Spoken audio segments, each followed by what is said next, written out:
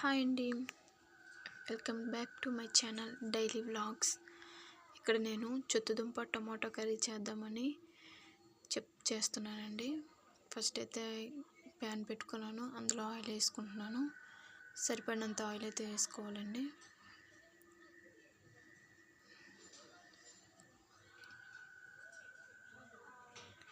ఇప్పుడు ఈ కర్రీకి ఏం కావాలో చూపిస్తున్నాను. Onions, curry leaves, green chilli, కొత్తిమీర, టమాటో, అల్లం వెల్లుల్లి పేస్ట్ రెడీగా పెట్టుకున్నానండి. అలాగే కట్ చేసిన చుత్తుదుంప ముక్కలు కూడా ఒక పక్కన పెట్టుకున్నాను.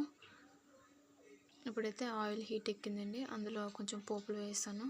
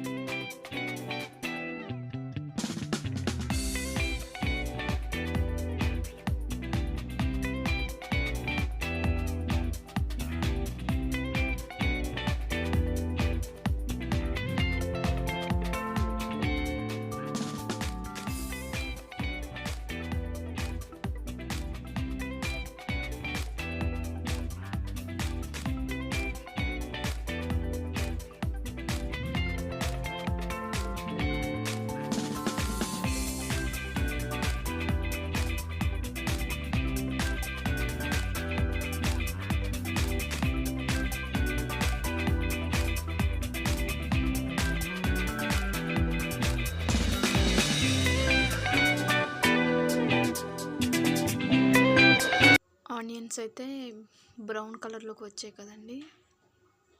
కొంచెం ఇప్పుడు ముక్కలను యాడ్ చేస్తాను. అందులోనే కొంచెం పసుపు అయితే యాడ్ చేశాను.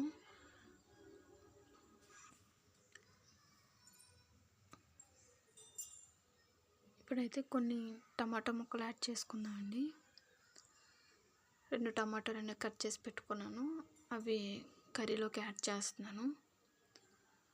టమాటా ముక్కలు కొంచెం తొందరగా మెత్తబడాలంటే ఇలా కర్రీ అంతా దానిపైన పెట్టుకుంటే, మూత పెట్టుకుంటే తొందరగా మెత్తబడతాయండి. అందుకని చెప్పి నేను ఇలా చేస్తున్నాను. ఇప్పుడైతే మూత పెట్టుకుందాం. కాసేపు ఇలా ఉంచిన తర్వాత అవి ముక్కలన్నీ కొంచెం మెత్తబడతాయండి. అప్పుడు మనం వాటిని కొంచెం మెదపొచ్చు అనమాట. సో అందుకని నేను ఇలా చేశాను. ఇప్పుడైతే కొంచెం బాగా మెత్తబడ్డాయండి, గరిటతో మెదుపుతున్నాను.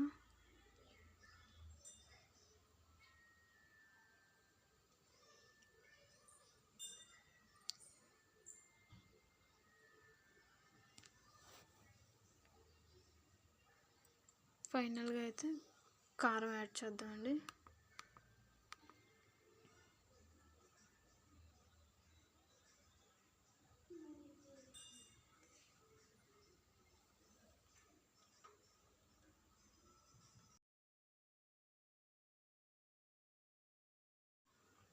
ఇప్పుడైతే నేను ముందుగా తయారు చేసి పెట్టుకున్న ధనియాల జీలకర్ర పొడి అయితే యాడ్ చేశానండి, కొంచెం ఫ్లేవర్ బాగుంటుందని.